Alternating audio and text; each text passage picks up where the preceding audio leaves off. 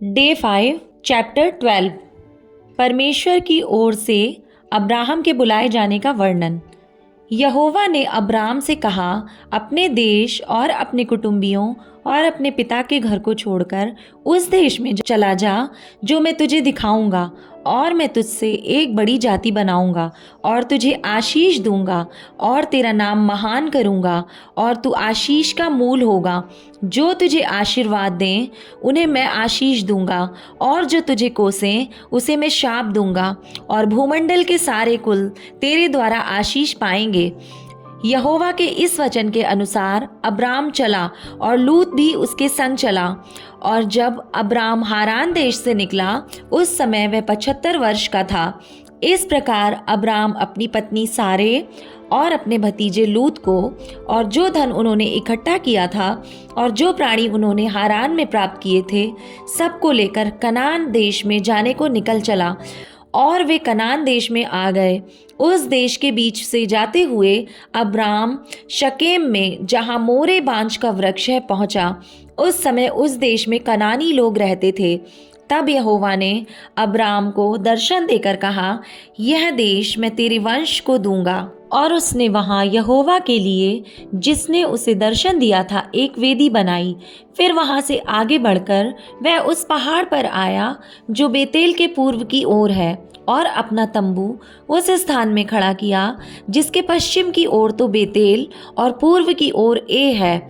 वहाँ भी उसने यहोवा के लिए एक वेदी बनाई और यहोवा से प्रार्थना की। और अब्राम आगे बढ़कर दक्षिण देश की ओर चला गया। मिस्र देश में अब्राम। उस देश में अकाल पड़ा, इसलिए अब्राम मिस्र देश को चला गया कि वहाँ परदेशी होकर रहे, क्योंकि देश में भयंकर अकाल पड़ा था। फिर ऐसा हुआ कि मिस्र के निकट पहुंचकर उसने अपनी पत्नी सारे से कहा, सुन, मुझे मालूम है कि तू एक सुंदर स्त्री है, और जब मिस्री तुझे देखेंगे तब कहेंगे यह उसकी पत्नी है। इसलिए वे मुझको तो मार डालेंगे, परंतु तुझको जीती रख लेंगे। अतः यह कहना, मैं उसकी बहन हूँ, जिससे तेरे कारण मेरा कल्याण हो और मेरा प्राण तेरे कारण बचे। फिर ऐसा हुआ कि जब अब्राम मिस्र में आया, तब मिस्रियों ने उसकी पत्नी को देखा कि वह अति सुंदर है, और फिरौन के हाकिमों ने उसको देखकर फिरौन के सामने उसकी प्रशंसा की। इसलिए वह स्त्री फिरौन के घर में पहुंचाई गई, और फिरौन ने उसके कारण अब्राम की भलाई की और उसको भेड़ बकरी, गाय बैल, दास दासियां, गधे गधियां और ऊंट मिले। परंतु यहोवा ने फिरौन और उसके घराने पर अब्राम की पत्नी सारे के कारण बड़ी बड़ी विपत्तियां डाली। तब फिरौन ने अब्राम को बुलाकर कहा, तूने मेरे साथ यह क्या किया? तूने मुझे क्यों नहीं बताया कि वह तेरी पत्नी है? तूने क्यों कहा कि वह तेरी बहन है? मैंने उसे अपनी ही पत्नी बनाने के लिए लिया, परंतु अब अपनी पत्नी को लेकर यहाँ से चला जा। और फिरौन ने अपने आदमियों को उसके विषय में आज्ञा दी, और उन्होंने उसको और उसकी पत्नी को सब संपत्ति सहित जो उसकी थी विदा कर दिया। चैप्टर 13 अब्राम और लूत के अलग होने का वर्णन। तब अब्राम अपनी पत्नी और अपनी सारी संपत्ति लेकर लूत को भी संग लिए हुए मिस्र को छोड़कर कनान के दक्षिण देश में आया। अब्राम भेड़ बकरी, गाय बैल और सोने रूपे का बड़ा धनी था। फिर वह दक्षिण देश से चलकर बेतेल के पास उसी स्थान को पहुंचा जहां पहले उसने अपना तंबू खड़ा किया था, जो बेतेल और ए के बीच में है। यह स्थान उस वेदी का है जिसे उसने पहले बनाई थी।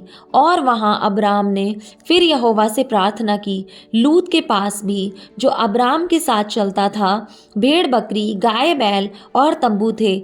इसलिए उस देश में उन दोनों के लिए पर्याप्त स्थान ना था कि वे इकट्ठे रहें, क्योंकि उनके पास बहुत धन था, इसलिए वे इकट्ठे ना रह सके।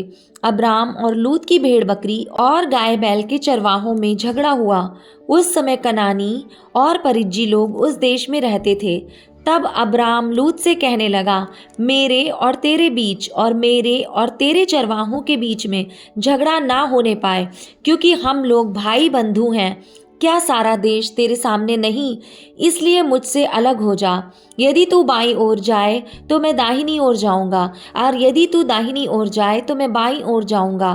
तब लूत ने आंख उठाकर यरदन नदी के पास वाली सारी तराई को देखा कि वह सब सिंची हुई है। जब तक यहोवा ने सदोम और अमोरा को नष्ट ना किया था, तब तक सोअर के मार्ग तक वह तराई यहोवा की वाटिका और मिस्र देश के समान उपजाऊ थी।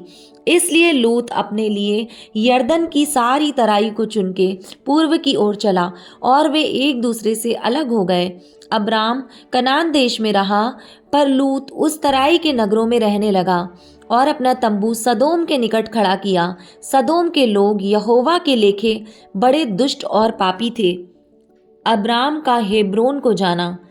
जब लूत अब्राम से अलग हो गया, तब उसके पश्चात यहोवा ने अब्राम से कहा, आँख उठाकर जिस स्थान पर तू है वहां से उत्तर दक्षिण पूरब पश्चिम चारों ओर दृष्टि कर, क्योंकि जितनी भूमि तुझे दिखाई देती है उस सबको मैं तुझे और तेरे वंश को युग युग के लिए दूंगा, और मैं तेरे वंश को पृथ्वी की धूल के किनकों के समान बहुत करूंगा। यहाँ तक कि जो कोई पृथ्वी की धूल के किनकों को गिन सकेगा वही तेरा वंश भी गिन सकेगा। उठ, इस देश की लंबाई और चौड़ाई में चल फिर, क्योंकि मैं उसे तुझी को दूंगा। इसके पश्चात अब्राम अपना तंबू उखाड़कर मम्रे के बांज वृक्षों के बीच जो हेब्रोन में थे जाकर रहने लगा, और वहां भी यहोवा की एक वेदी बनाई। चैप्टर 14। अब्राम का लूत को छुड़ाना।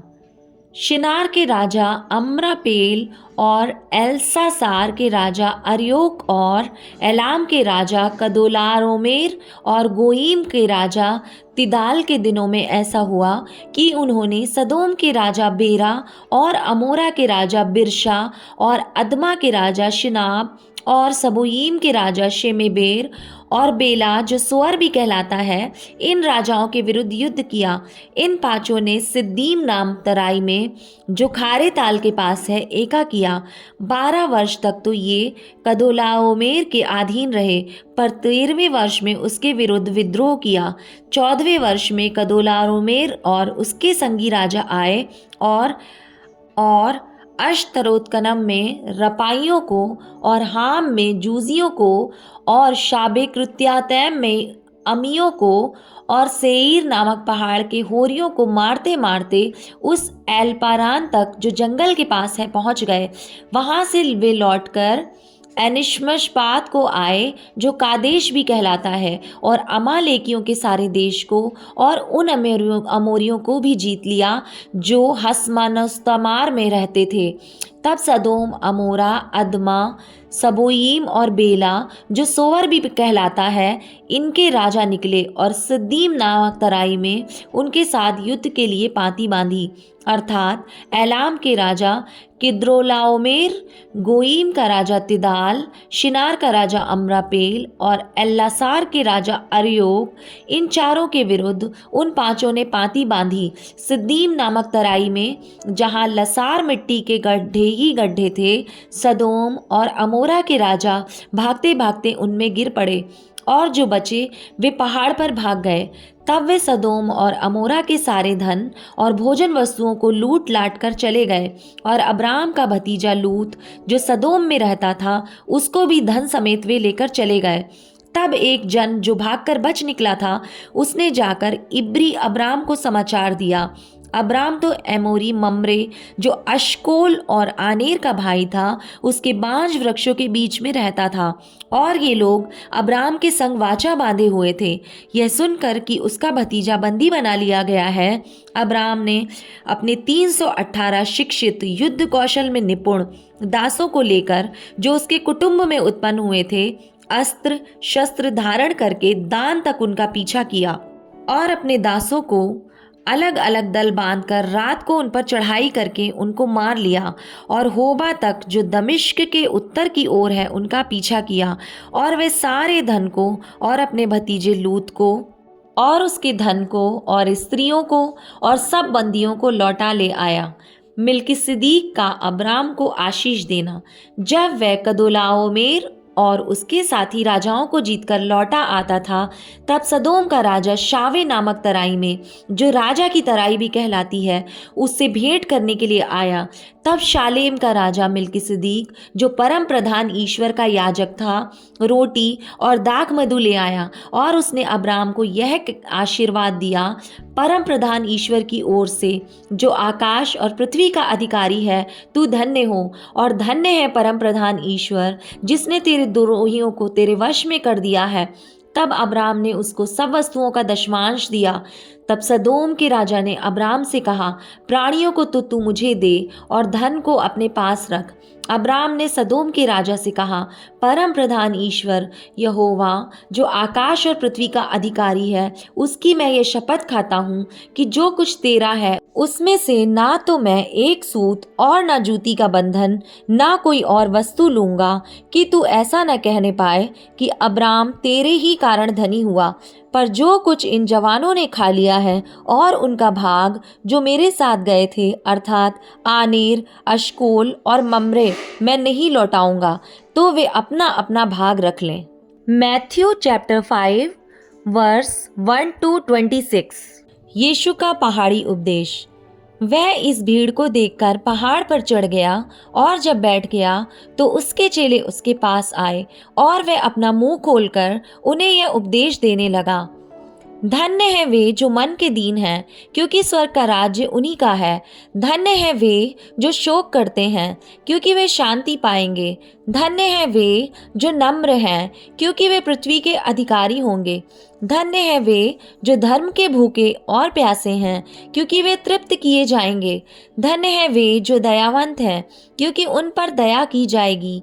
धन्य है वे जिनके मन शुद्ध हैं, क्योंकि वे परमेश्वर को देखेंगे। धन्य है वे जो मेल कराने वाले हैं, क्योंकि वे परमेश्वर के पुत्र कहलाएंगे। धन्य है वे जो धर्म के कारण सताए जाते हैं, क्योंकि स्वर्ग का राज्य उन्हीं का है। धन्य हो तुम जब मनुष्य मेरे कारण तुम्हारी निंदा करें और सताएं और झूठ बोल बोलकर तुम्हारे विरोध में सब प्रकार की बुरी बात कहें।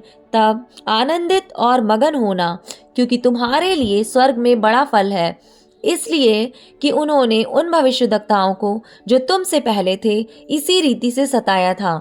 नमक और ज्योति। तुम पृथ्वी के नमक हो, परंतु यदि नमक का स्वाद बिगड़ जाए तो वह फिर किस वस्तु से नमकीन किया जाएगा? फिर वह किसी काम का नहीं, केवल इसके कि बाहर फेंका जाए और मनुष्य के पैरों तले रौंदा जाए। तुम जगत की ज्योति हो। जो नगर पहाड़ पर बसा हुआ है वह छिप नहीं सकता, और लोग दिया जलाकर पैमाने के नीचे नहीं परंतु दीवट पर रखते हैं, तब उससे घर के सब लोगों को प्रकाश पहुंचता है। उसी प्रकार तुम्हारा उजियाला मनुष्यों के सामने चमके, कि वे तुम्हारे भले कामों को देखकर तुम्हारे पिता की जो स्वर्ग में है बड़ाई करे। व्यवस्था की शिक्षा। यह ना समझो कि मैं व्यवस्था या भविष्यद्वक्ताओं की पुस्तक को लोप करने आया हूँ। लोप करने नहीं परंतु पूरा करने आया हूँ, क्योंकि मैं तुमसे सच कहता हूँ कि जब तक आकाश और पृथ्वी टल न जाए, तब तक व्यवस्था में से एक मात्रा या एक बिंदु भी बिना पूरा हुए नहीं टलेगा। इसलिए जो कोई इन छोटी से छोटी आज्ञाओं में से किसी एक को तोड़े और वैसा ही लोगों को सिखाए, वह स्वर्ग के राज में सबसे छोटा कहलाएगा। परंतु जो कोई उन आज्ञाओं का पालन करेगा और उन्हें सिखाएगा, वही स्वर्ग के राज्य में महान कहलाएगा।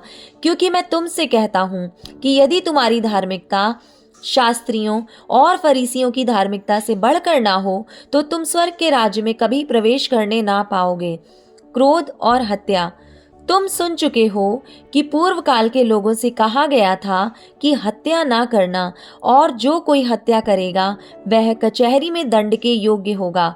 परंतु मैं तुमसे यह कहता हूँ कि जो कोई अपने भाई पर क्रोध करेगा वह कचहरी में दंड के योग्य होगा, और जो अपने भाई को निकम्मा कहेगा वह महासभा में दंड के योग्य होगा, और जो कोई कहे अरे मूर्ख, वह नरक की आग के दंड के योग्य होगा। इसलिए यदि तू अपनी भेंट वेदी पर लाए और वहां तू स्मरण करे कि तेरे भाई के मन में तेरे लिए कुछ विरोध है, तो अपनी भेंट वहीं वेदी के सामने छोड़ दे और जाकर पहले अपने भाई से मेल मिलाप कर और तब आकर अपनी भेंट चढ़ा। जब तक तू अपने मुद्दई के साथ मार्ग ही में है, उससे झटपट मेल मिलाप कर ले। कहीं ऐसा ना हो कि मुद्दई तुझे हाकिम को सौंपे और हाकिम तुझे सिपाही को सौंप दे और तू बंदी गृह में डाल दिया जाए। मैं तुझसे सच कहता हूँ कि जब तक तू कौड़ी कौड़ी ना भर दे, तब तक वहाँ से छूटने ना पाएगा।